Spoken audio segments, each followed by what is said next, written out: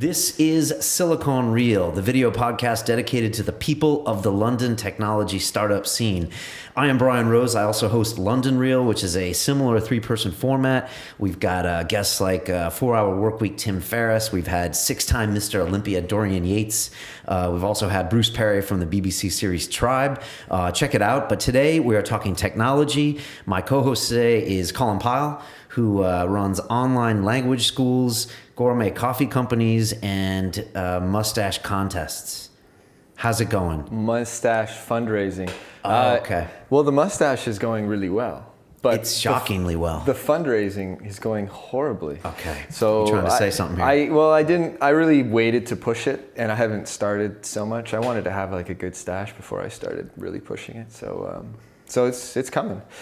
It's halfway through. Okay. Exactly. So you're trying to subtly say that you would like funding so they can come see you at PileC on Twitter, right?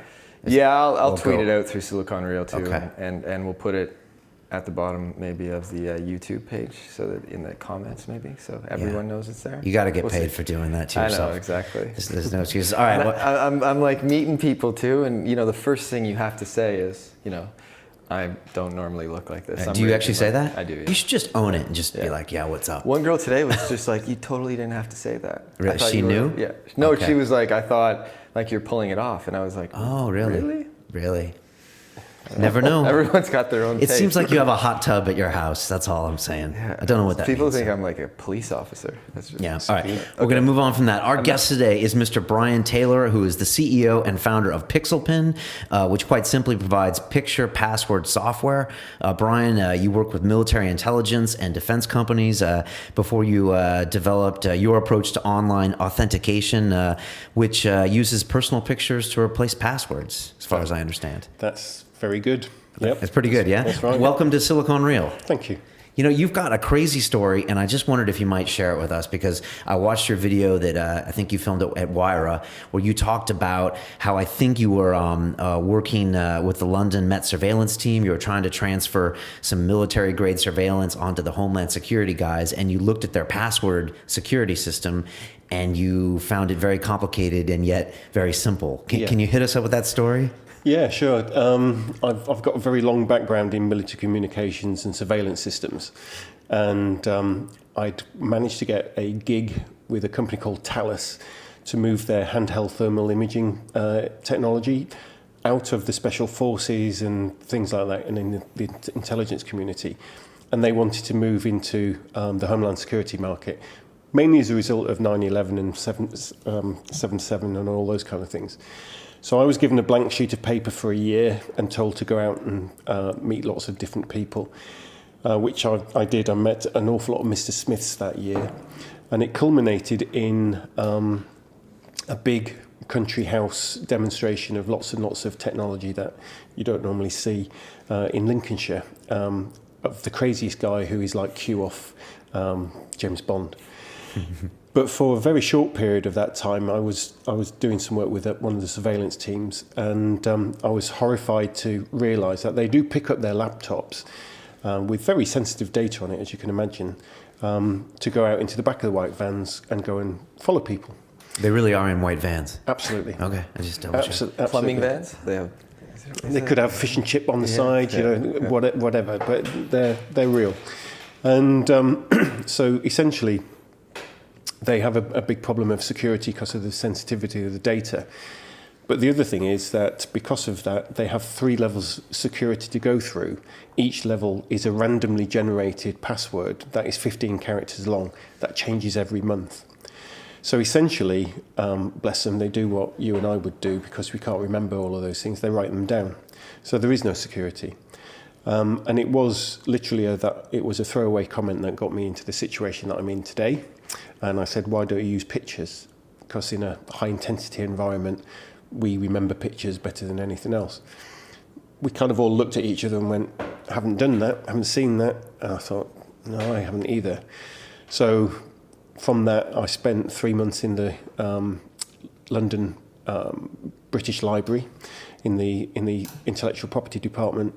I've subsequently raised my own patent, and which is going through. It hasn't been granted quite yet, and spent £50,000 of my own money on patent lawyers.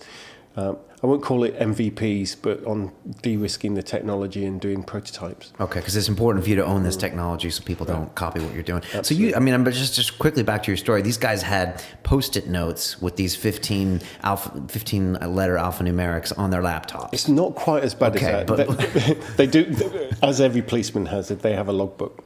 Okay. So they hold it in their logbook. Okay. So it's on them all the time. I do the same thing, and just for anyone that wants to steal my iPhone, I've got passwords on my iPhone that are for banking and all this stuff. I mean, and I was on the phone with HSBC the other day, and he's like, "What's your 6 to 10 digit security pin?" And I forgot, and it's just this whole frustrating procedure. It's almost it's an anachronism, right? These passwords. Well, it is. It's. Passwords have been around a long, long time, since the Roman times, and certainly whilst I was in the army, you had to have a password to get back into base and all of these kind of things. But you've got to remember that within the world that we're in now, the internet-connected world, they're just not good enough for the job. Not because passwords in themselves can't be good, because they can be, but we as human beings can't remember difficult passwords. And it's just hard. So we are the weakest link in it. So that's why PixelPin was invented, to essentially make it fun, make it easy, make it accessible to any language, any age range, all of that kind of stuff. But we do all of the security and the hard work behind it. Okay. And quite simply, if someone wants an example, it's usually a personal photo, and the security process is picking 4 points on that photo in a specific order. Correct. It's that simple, right? That's it. Okay. And like you said, you make the simple stuff look easy, right? It's taken us a long time, but yes. I mean, that idea doesn't sound novel, but if you would have told me how to do that a year ago, I wouldn't have come up with that. Especially using your own picture. That's quite... Yeah. Now, can you explain how that is more secure than just a sure. simple password, I guess? It's not an apples and apples kind of comparison. So it's an apples and oranges comparison. But so there's two sides to it. So I'll do the apples first. So passwords, A, they're not good. B, we're not good at them. And C, they are words. So they can be dictionary attacked by computers. And probably 90% of any word that's been thought of in the planet, in any language, in any dictionary, is now in a dictionary attack file. So you just bash the database with these things and you will get 80 to 90% of stuff within a matter of minutes. The other side of the coin is that the longer the password, then the more secure it is. But equally, industry standards current industry standards, the Microsofts, the Googles, the whoever, don't use encryption. They use something called hashing. And basically what that does is it converts that word into a set of numbers and strings of letters and numbers and letters, that when you then put your password in, you hash it again and you match it up to the thing that's hashed as well. So you're not actually matching words together, you're matching the hashing. And what this means is that anybody can just hash random numbers until you get it right. And essentially, hackers are very clever people. They know that we put a 1, 2, 3 on the end of things, or we use a 0 instead of a naught, instead of an O, a 5 instead of an S, and they can do all these permutations. So it's very easy to break. Going on to the oranges side of things, essentially a picture and the way certainly that we store it isn't comparable to a password at all. And there's also many more points of interest on a picture. And if you were to do the very basic maths of it on a computer screen of 1024 by 760 high, it's like 850,000, whatever it is. It's a big number to actually go through. But we're clicking on certain areas. So there's something called information entropy, and that is to do with how busy the picture is. A bad example of a picture would be a boat on the sea with the moon behind it, because there's only 3 things you can look at. A good example would be a picture of the Sistine Chapel, because it's a very detailed, lots and lots of information in it. And so you can use any picture. I use the Tube app, because I've only moved to London 2 years ago and I'm still learning my way around. And so I use the tube map, and that is a way of learning the tube map, and it's also personal to me. Did you ever think about going with a standardized picture? Was it like in the beginning of your development of PixelPin? Was it ever that? No, we've done a lot of work with Nottingham University as well. We had a PhD student for 3 months. She was brilliant, and there's an immense amount of academic work behind all of this that says we remember, because we're humans, we remember pictures better than anything else. So right from the offset, it was use a personal picture, because if I show you my personal picture, I can even show you the pass points on it. It is very unlikely that even within 2 minutes, or certainly a day, you will remember it because it's not relevant to you. And so, but the recall for me is it's a personal picture, and I can tell myself a story about that day or that event or whatever. And that recall is the big thing. And a lot of the academic research will also cover things that say that if you do use a standard picture, people forget their pass points very quickly. Whereas if it's personal, it's in long-term memory much easier. Okay. All right. Well, we always ask people that come here just some basics about their companies. So I'm going to ask you the same questions about PixelPin. Sure. Well, what have you done so far? What are your plans for the future? And what makes you guys different? And then finally, my favorite question is, why will you win in this space? Okay. Go back to question 1. Yes. What have you done? What have I done? Or what are you going to do? That's kind of a combination question. You obviously take this patent very seriously, because I guess that's the core of your technology, right? Yeah, it's certainly the process of what we do. So what have we done? We've been very fortunate in raising finance from the Technology Strategy Board. I didn't know about the Technology Strategy Board. Did you? No. Okay. All right. Maybe give us a quick minute on that. Sure. Technology Strategy Board is a government quango. They're not a government affiliated thing, but they have a lot of money to invest in technology, and essentially to make Britain a better place in the world market. So they have run competitions every month, and in this particular instance, it was for £100,000, and I think 18 companies got through, and 14 companies have actually been able to take the £100,000. But it's not just a gift; it is a grant, so you don't ever have to pay it back. 14 companies per month get $100,000. There's a lot of money in. Jeez. There's a lot of money in this, and it's a big deal. Yeah. It's a big national deal. But the Achilles heel to it, or the difficulty, is they don't just give you the money. You've got to get match funding from private investors, or put your own money in if you've got it. I didn't have any because I'd spent my 50 grand. So we got investors, and we were fortunate enough to get a private company called Trant Holdings involved, and also Telefonica as a result of Wyra. There you go. Put it on there. So Wyra, you took some of the Wyra funding money and put that into that. Okay. Yeah. Right, So we managed to match fund that, and obviously gave equity away as well. Subsequent to that, we've spent a year doing the project, which is very specific, and the Technology Strategy Board rules are very, very really quite severe, because they're used to dealing with huge companies like British Aerospace or General Dynamics or people like that. They're not used to dealing with startups, but they have been very good in accommodating. So you spend the year developing the product, de-risking it, doing everything that you can do. But even during that year, you're not allowed to actually sell anything. And if you do, any profits from that come off the £100,000 grant. So, and then there's monthly Gantt charts that need to be updated, risk registers, all sorts of things. So it's quite a heavy overhead. and you're still in that process, or you? No, we finished that in July.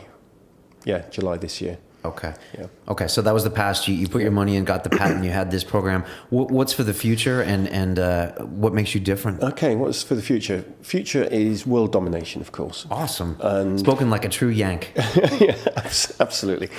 We want to be in the next 2 years everywhere on the planet that you see. Log on with Facebook or log on with Google, be it on an app, be it on a website, whatever. And the reason for that is because, unlike Google and Facebook, we do not harvest any of your data.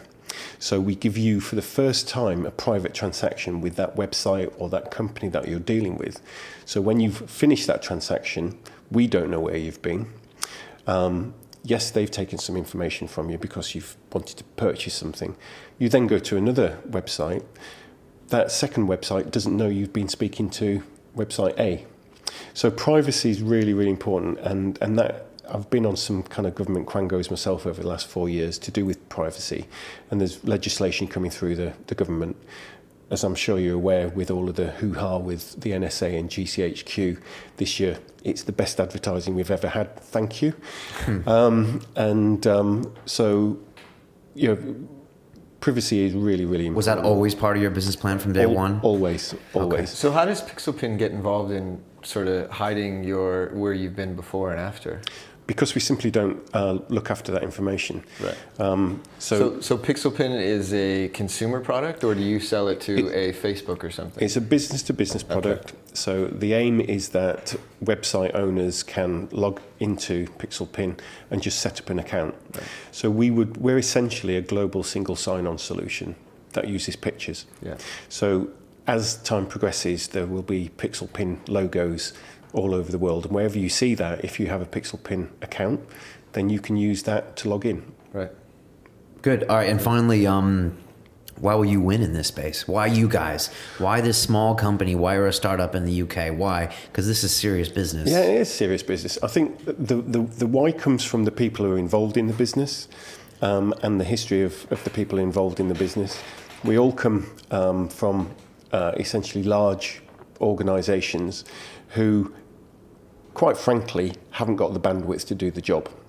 And when they do something, they don't generally do it very well. And I'll give you the best example that I can, which is Microsoft is a huge organisation. They do have a picture password login for Windows 8, but it's a very small team who put it together, and they were forced to push stuff out very quickly, and it has already been hacked and broken because they're just using what they used to normally do.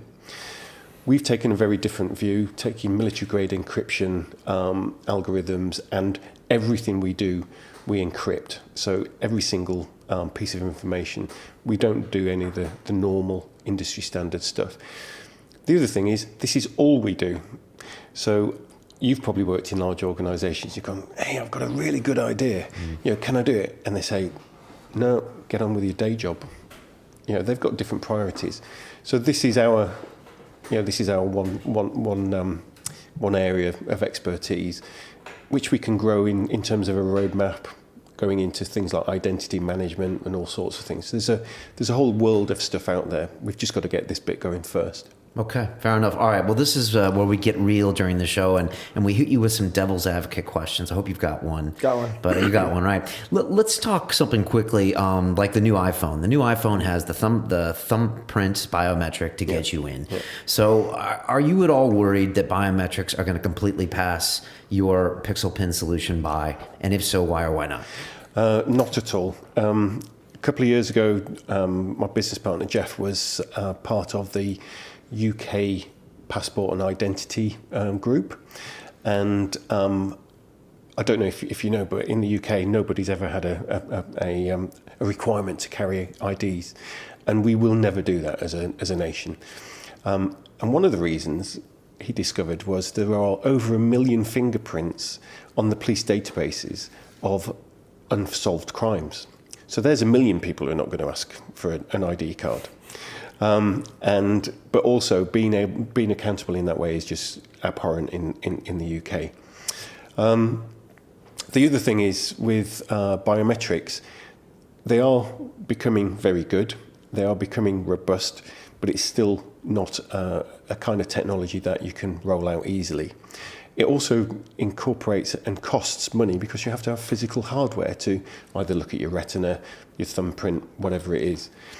And at present, it can be easily spoofed, as unfortunately within 24 hours, Apple found out when somebody put a thumbprint onto a jelly bean and got into the iPhone with that. So its time will come. There are situations in government and probably military where individuals will be forced to use it, but it's not ready for the wider populace, and it won't be for the next 20 years.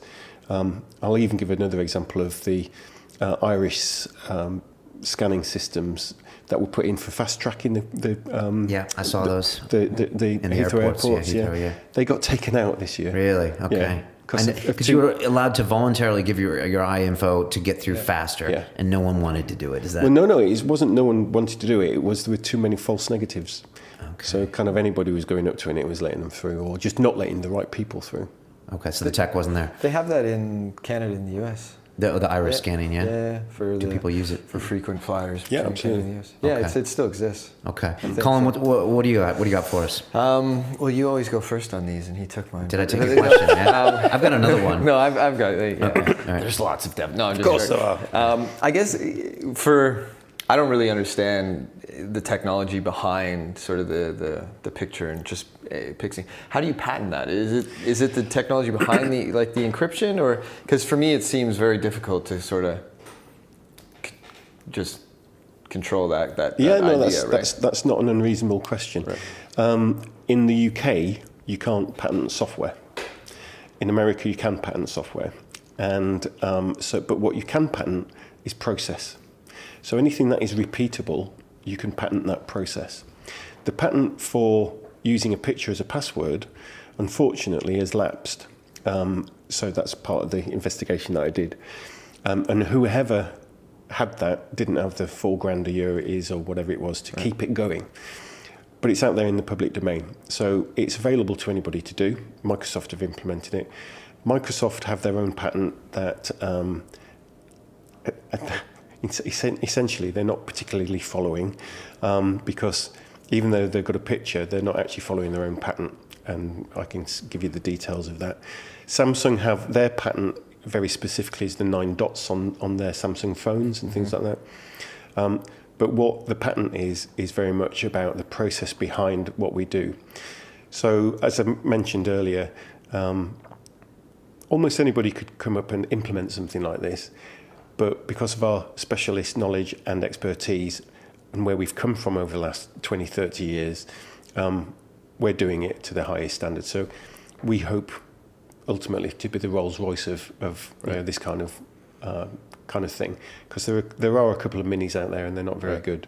So I guess that's a huge sort of hurdle of branding and awareness and it's education. branding awareness. Well, actually, the education part, bless them, love them, hug them. Microsoft are spending millions on educating the world for us about Windows 8, for example, using a picture. The nice thing about Windows 8 is they can only use their technology on any Windows product. And about 3 years ago, I did a little bit of work in Reading at their campus, and they wanted us to put our front end onto their SharePoint product. There was no money forthcoming, and I was spending my own money, so I said, no, we won't do it. But what I've learned is we can replace their front end. So we're in a when we get there, we're in a stronger position than they are. You know, you're one of a couple of Wayra companies we've spoken with. We had Simon Devonshire, the guy, the head of Wayra here in London, and we had High Life in here, last week, 2 weeks ago. Yeah. What was it like going through the Wayra process, and then what's it like post Wayra? That's what I always want to know. Yeah. Wayra was a real godsend. It was the first opportunity all of us as a group were able to sit together. We are spread over the country, the West Country, and so 3 times a week, for example, we video conference in the morning to say what we're doing, what we did yesterday, what we're going to do tomorrow. This is your team? That's right. Okay. So to have that facility, to sit there and actually be together and work was great. The other thing is, as I've mentioned, my background is very much military communications. Really, really happy walking into any big company you want, but I can't speak finance. I have never had to do terms of employment. I've never had to do equity stakes, anything else like that. So Wayra was really, really good because they educated us with all of those things. They had amazing motivational speakers coming in, not just motivational speakers, but people who have been there, done it, and actually simplified some of the especially in the side of equity and the SEIS, EIS, all of these kind of things that we're still learning about. So that was a fantastic opportunity. We took a lot out of it, but we also put a lot into it as well. it was a fantastic experience. I wouldn't change it for anything. When was this? What period? It was July 12 until April 13, and so yeah, that was really, really cool. So you were in there with High Life. Yeah. Cool. Yeah. But the other thing is being with other people as well and seeing how they're operating and being able to ask questions of each other. And also the introductions. I remember I think it was the second day we were there, the centre area, the Agora, there were about 70 people in there and somebody was talking to them and they were making quite a lot of noise. And I'm going, whoa, just keep quiet, will you? For goodness sake, I'm trying to work here, you know. And then at the end, the speaker said, so, go and have a chat to the teams. They're just in the pods behind you, you know. Anyway, so people turned up and I was polite at that point, of course. And so we showed them what we were doing and they were going, oh, that's amazing. Yeah, that's a real differentiator. We could do. So I was like, do you mind if I ask who you are? Yeah, we're Samsung, you know, mobile phone manufacturers. And it was actually Telefonica's global annual briefing to all of their handset manufacturers and people like that. So there's no way I could have got in front of people like that. Right, yeah. right. And there's been many more stories like it. Okay, and what's it been like being separated from the womb? You know, was there some shock at first? Oh, always. It's been, what, 7 months, right? Yeah. Okay. Well, actually, there's been shock and discontent, I think we have to say, because everybody got so used to being there. So I'm very pragmatic about things. We have so much money, we're going to do so much with it. And so I said, we're going back to Tech Hub because we were at Tech Hub before. And we hot desk. Oh, sorry. There we go. Back to Tech Hub. Come on. We're gonna start charging. I know, exactly. Yeah. You know? Yeah. New business model. Yeah. Pivot. And anyway, so we went back to Tech Hub because it is perfect for us. We get 2-3 days a week in there as a team, and if we're then not out at the minimum of 2 to 3 days a week selling, we want shooting in the head. So that works really well. So it was difficult to start off with for everyone just to settle down, but as soon as the team had sat in there for a couple of hours, it's like, this is really cool. Okay. Yeah. What's going on in the next year for you guys? Do you have certain companies, certain sectors that you're targeting? Is it mostly big business? Are you going after the consumer? And then from there, I'll ask you more questions. Sure. Right. Initially, we've actually gone live on a few websites, mainly in the startup world because they're very flexible and very quick to do things. Funny enough, we've also been incorporated into the Technology Strategy Board's website.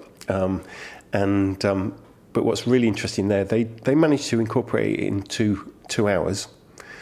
And it's taken the best part of 6 months to actually go live. It goes live next week.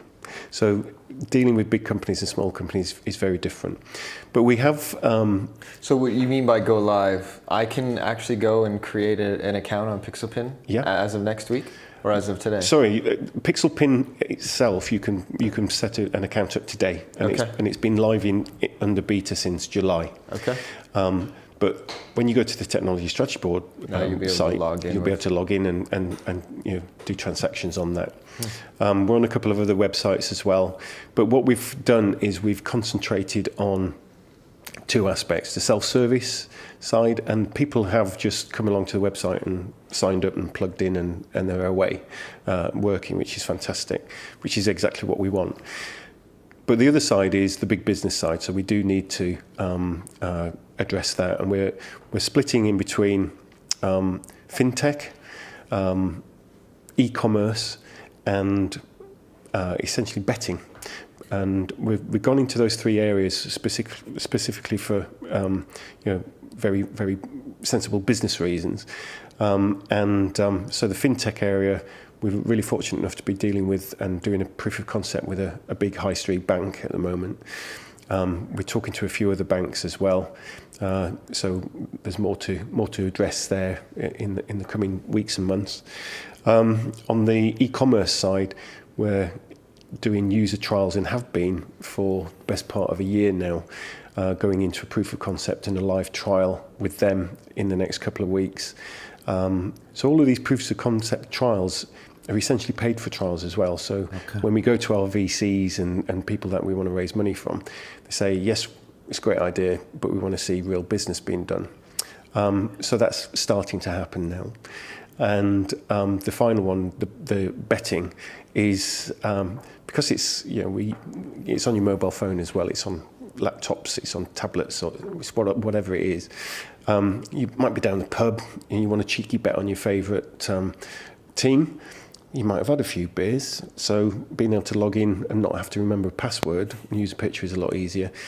I do most of my best testing on a Friday and Saturday night down the local pub. So I know my limit when I can't log in. And so that's a good thing. So it's big business too. Betting's big business. Right? Betting has a huge amount of cash available to it, and they are the pace setters in the technology.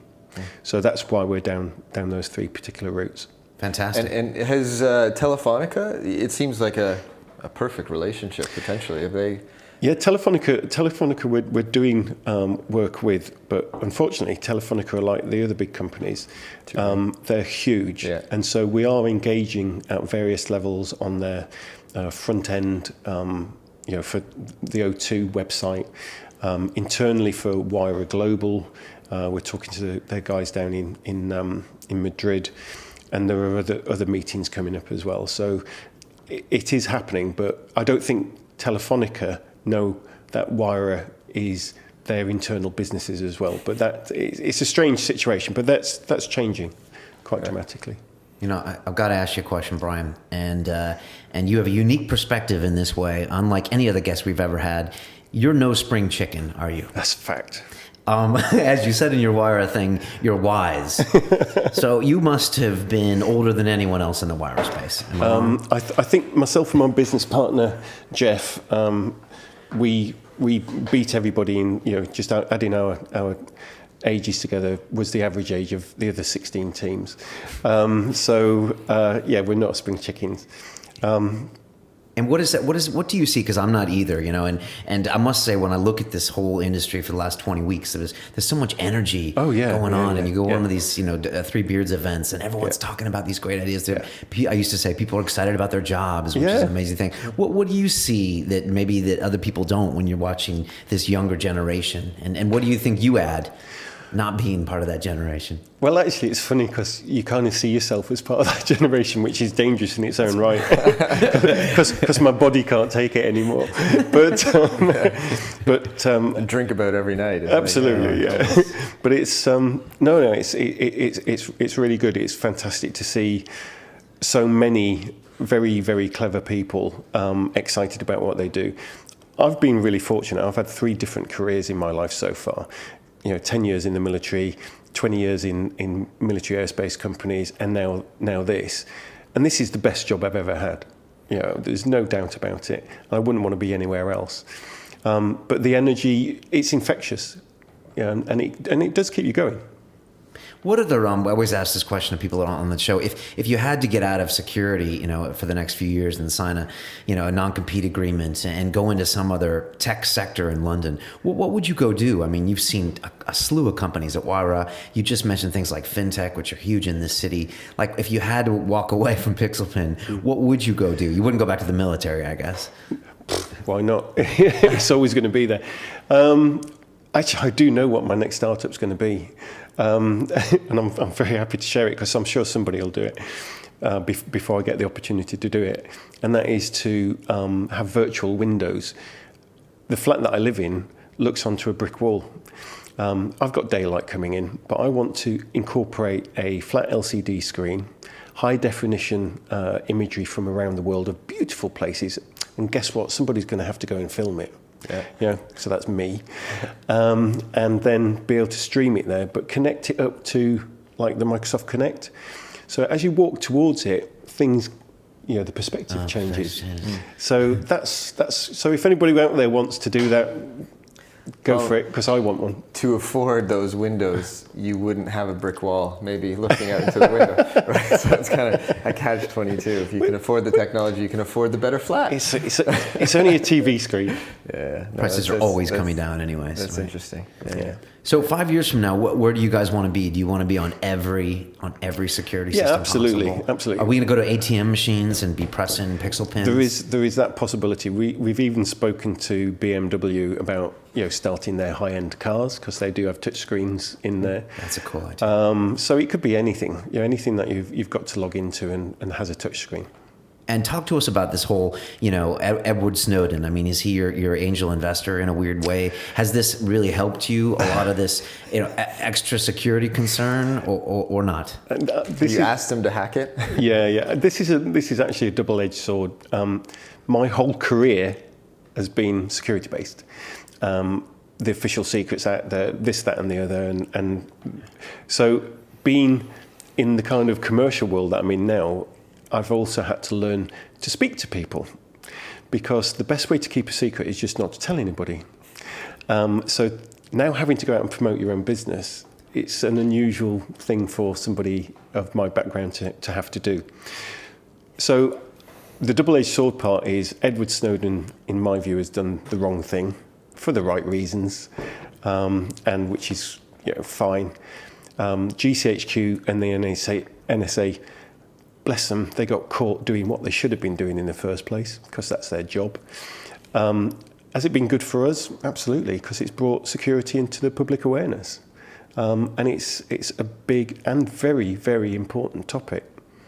You said he did the wrong thing for the right reasons. What did you mean by that? Well, he signed an Official Secrets Act thing. You sign something, that's your word, you don't change it.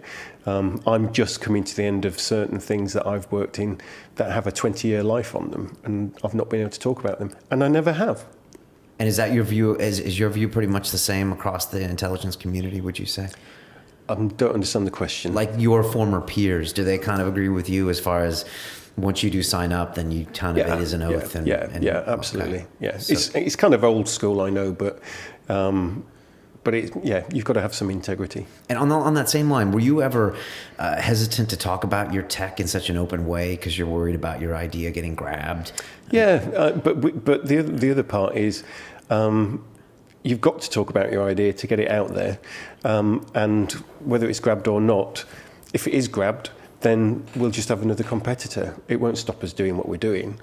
There's a huge pie out there.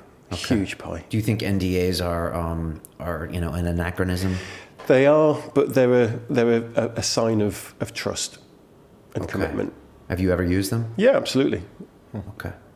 What do you think, Colin? I mean, you're looking at businesses every day. I mean, when you see something like this. Sure. I wonder if you could maybe touch on the revenue model a little bit, because I guess, in the short term, I guess, just maybe explain some of the revenue side of things.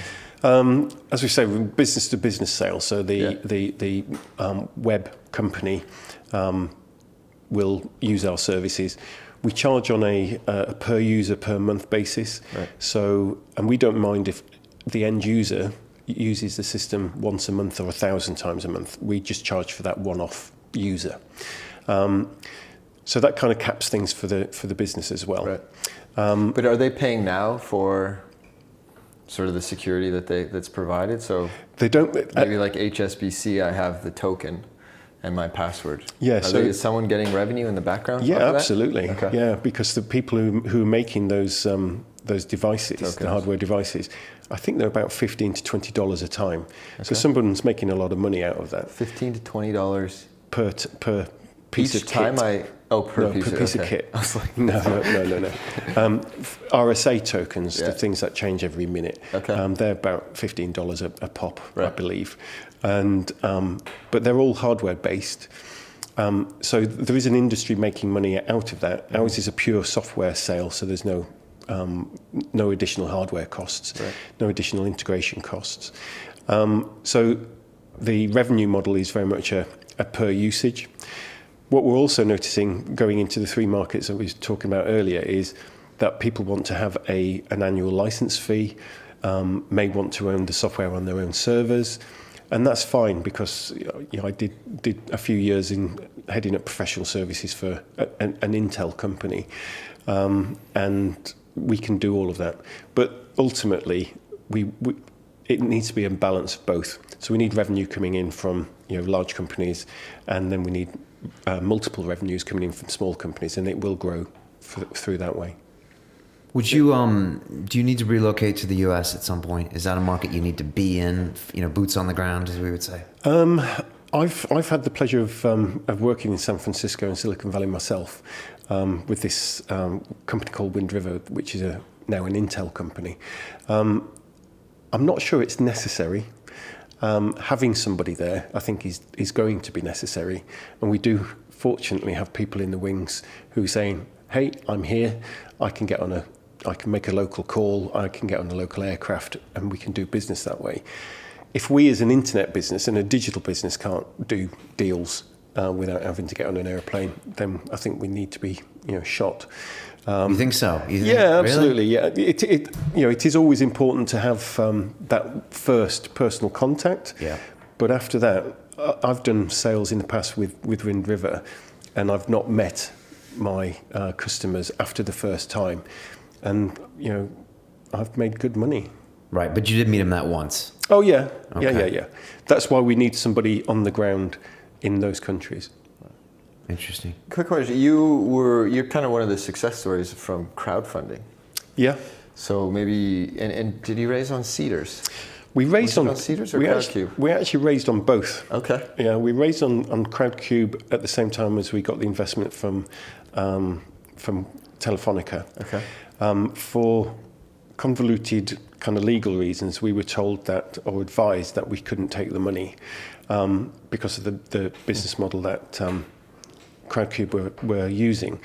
I believe Crowdcube have now fixed that, and we could have done that now, I guess. How much would you have raised on Crowdcube? £55,000. So about the same that Wyra gave you? Yes. Roughly. Okay. Yeah. And the issue was because of the timing of No, the the issue was to do with, at the time, the nominee structure. The legal Okay. structure. Yeah, Okay. the nominee structure. Yeah. Whereas on Seedrs, and we've raised a full SAIS round of £150,000 with them, Seedrs already has, or had, and still has, the single nominee structure. So we're not dealing with the best part of 200 individual shareholders. It's managed via Seedrs. So you have raised money on Seedrs? Yeah, 150,000. When did that close? April this year. Okay, all right. And what did you think of the whole experience, equity crowdfunding experience? I think it's great. It's great for two reasons. One, actually three. One, it gets you out of the clutches of the VCs because you actually go out and do something, and it gives you breathing time and then breathing time. Two, it allows armchair investors to actually do something, which is a punt possibly, but there is a potential of real return. So it's small amounts. You're not putting all your eggs in one basket. And the final part is, for us, we found it really important that people got the message, understood it, and it kind of validated the product and what we were doing, because it's not just me in my little bubble. There's 300 people out there going, this is a good idea. Yeah, no, there's definite credibility. You mentioned the clutches of the VC. Are the VC in your future? Is the Series A in your future? And how do you feel about that step? Yeah, no, there absolutely 100% is a VC and Series A in the future. And the big difference, and again, this is all part of our learning over the last 2 years. The big difference is finding the right VC, not only for the right amount of money and the right amount of equity, but that can bring us to bring speciality to bear, open marketplaces, all of those kinds of things. So, essentially bringing the smart money, the big money has to be smart money, and opening those doors. We are in discussions with various firms, and they're always very polite, which is nice, and always have better coffee than I do, but but you'd expect that. But no, that will come, and we're working on that now. Okay, but you're not. It's not a necessity right now. It's not a necessity, but it is something that we want to be able to boost the business and grow the team. Is the cash raise will primarily be marketing, I guess, in the business, or do you need more cash in the technology side? Because we're running two models, a self-sign-up and a professional services. Mm-hmm. As soon as you get into professional services, you need more people, right. Technical people, and you need good technical people. So there will be a growing of that. There'll be a growing of the sales and marketing team, and then pure marketing, so advertising, the whole bit. So it's a three-way split. Okay. essentially. And when are you looking to raise? We'd like to have that sorted out by March, April next year. Okay. He has So VCs, if you're listening, yeah, think get in of it. touch. He has the Yeah. posture of a man who is not desperate for VC money, and I like that. You can tell. You can tell in their eyes. But he'll wear your T-shirt if you give him money, right? Yeah. Smart. Brian, I want to finish on a question we ask all of this people that come here on Silicon Reel and London Reel for that matter. So here we go. If you can make a phone call to the 20-year-old Brian Taylor, give that young man a bit of advice, what would you tell him to do or not do? And this is a lot of life lived there too, right? Oh man, yeah, I already hit him pretty hard with that. It's only one bit. Well, we had How old are you, Brian? I'm 55. 55, yeah. 42. The striped kid, what was his name? John John Collison, yeah. He was 23. Yeah, 23. So we had to think back 3 years. Yeah. I think I asked him what the 15-year-old John would do. Yeah. 35 years are going back here. That's good. Yeah. Take your time. No. Actually, there would be 3 separate areas, but I will only answer one because I'm still going through legal wrangles with one of them. Okay. I can probably guess that one. You got it. Okay. The best bit of advice I would make is start quicker and never give up, and that's it, and persevere.